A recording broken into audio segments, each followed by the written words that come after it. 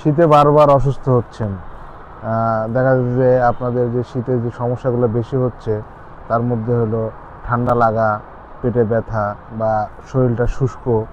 তো আজকে বলবো আপনাদের যে কি কি জিনিস করলে আপনারা আসলে এইরকম সমস্যা থেকে মুক্তি পাবেন।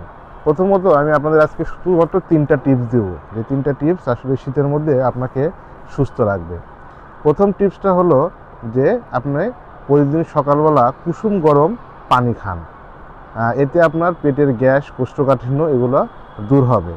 দ্বিতীয়ত, আপনি রেগুলার গোসলের পরে 2 থেকে 3 মিনিটের মধ্যে অবশ্যই ময়শ্চারাইজার বা লোশন বা তেল যেটাই থাক সেটা লাগাবেন।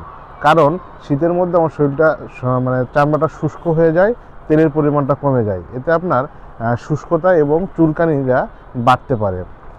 আরেকটা কাজ আপনারা করবেন, সেটা হলো যে রাত্রেবেলা অথবা দিনের বেলা যে কোনো সময় আপনি কমপক্ষে 10 মিনিট হাঁটাহাঁটি করবেন। সেটা নিজের ছাদে হতে পারে বা রাস্তায় হতে পারে, যে কোনো জায়গায় 10 মিনিট হাঁটবেন। তো এই 3টে কাজ করলে ইনশাল্লাহ আপনি শীতে অনেকটাই সুস্থ থাকবেন। ধন্যবাদ।